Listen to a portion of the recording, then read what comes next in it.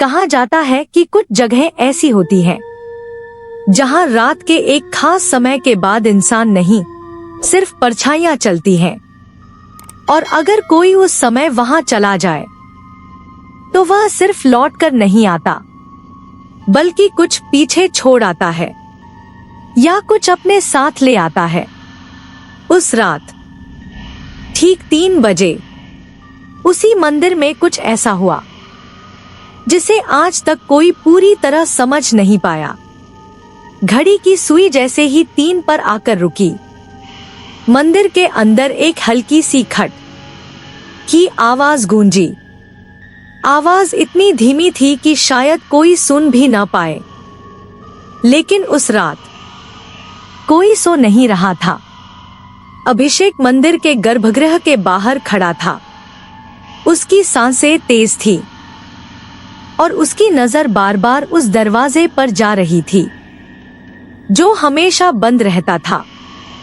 लेकिन उस रात वह दरवाजा आधा खुला हुआ था। मंदिर पहाड़ियों के बीच एक सुनसान जगह पर बना था, जहां दिन में भी लोग कम आते थे और रात में वहां सिर्फ सन्नाटा होता था। एक अजीब भारी सन्नाटा। अभिषेक वहां यूं ही नहीं आया था।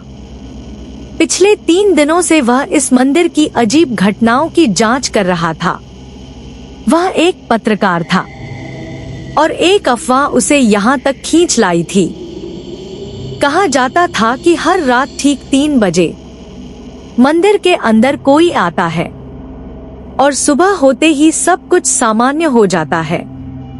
पहले तो उसे यह एक कहानी लगी, लेकिन जब उसने खुद रात में घंटियों की आवाज सुनी जबकि मंदिर बंद था, तब उसे लगा यहाँ कुछ तो गलत है। और अब तीसरी रात वह खुद उस सच्चाई के सामने खड़ा था। अंदर से फिर आवाज आई, इस बार जैसे कोई पत्थर पर धीरे धीरे चल रहा हो। अभिषेक ने अपनी टॉर्च ऑन की और रोशनी अंदर डाली और वह ठिठक गया। अंदर कोई था, एक आकृति जो मंदिर के बीच खड़ी थी। वह मूर्ति के सामने झुक रही थी, फिर उठ रही थी, जैसे कोई पूजा कर रहा हो। लेकिन इस समय अभिषेक के अंदर डर और जिज्ञासा दोनों थे, और उसी के सहारे उसने धीरे धीरे अंदर कदम रखा। जैसे ही वह अंदर पहुंचा, ठंडी हवा का झोंका आया और दरवाजा अपने आप बंद हो गया। धड़ाम। अब वह अंदर फंस चुका था। उसने दरवाजा खोलने की कोशिश की, लेकिन वह नहीं खुला। तभी उसे एहसास हुआ कि वह अकेला नहीं है। वह आकृति अब उसके सामने खड़ी थी। अभिषेक ने कांपते हाथों से टॉर्च की रोशनी उसके चेहरे पर डाली, और जो उसने देखा, उसकी सांसें थम गईं। वह चेहरा उसका खुद का था, वही आंखें, वही चेहरा। अभिषेक पीछे हट गया। उसका शरीर कांपने लगा, लेकिन वह आकृति बिल्कुल शांत थी। कुछ पल तक दोनों एक दूसरे को देखते रहे। फिर वह आकृति मुड़ी और मूर्ति की तरफ बढ़ने लगी। अभिषेक भी उसके पीछे चला गया। मूर्ति के पास पहुंचते ही उसे जमीन पर एक पुरानी डायरी दिखी। उसने उसे उठाया और खोला। पहले पन्ने पर लिखा था, अभिषेक शर्मा। उसके हाथ कांपने लगे। उसने जल्दी जल्दी पन्ने पलटे। हर पन्ने पर उसकी अपनी जिंदगी लिखी थी, लेकिन आखिरी पन्ना, उस पर लिखा था, आज रात 3 बजे मैं मंदिर के अंदर जाऊंगा और फिर कभी वापस नहीं आऊंगा। यह पढ़कर उसका दिमाग सुन्न हो गया। उसने ऊपर देखा, लेकिन अब वहां कोई नहीं था। मंदिर फिर से शांत हो चुका था। तभी अचानक घंटियां बजने लगी।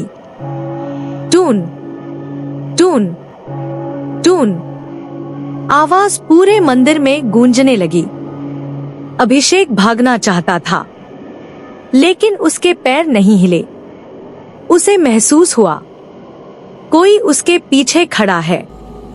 वह धीरे धीरे मुड़ा और इस बार वह आकृति पहले से ज्यादा डरावनी थी। उसकी आंखें काली हो चुकी थी और चेहरा सड़ने लगा था। अभिषेक चीखना चाहता था, लेकिन आवाज नहीं निकली और अगले ही पल सब कुछ अंधेरा हो गया। सुबह जब सूरज की रोशनी मंदिर पर पड़ी तो सब कुछ सामान्य था। दरवाजा खुला था, अंदर कोई नहीं था। सिर्फ एक चीज थी, वह पुरानी डायरी और उसके आखिरी पन्ने पर एक नई लाइन लिखी थी, अगला इंतजार किसी और अभिषेक का। और कहते हैं कुछ दिनों बाद उसी शहर में एक और व्यक्ति को ठीक 3 बजे वही सपना आने लगा। शायद यह कहानी कभी खत्म नहीं होगी। अगर आपको ये कहानी डरावनी लगी तो वीडियो को लाइक जरूर करें और ऐसे ही रहस्यमयी और सच्ची डरावनी कहानियों के लिए चैनल को सब्सक्राइब करना ना भूलें, क्योंकि अगली कहानी शायद आपके शहर की हो सकती है।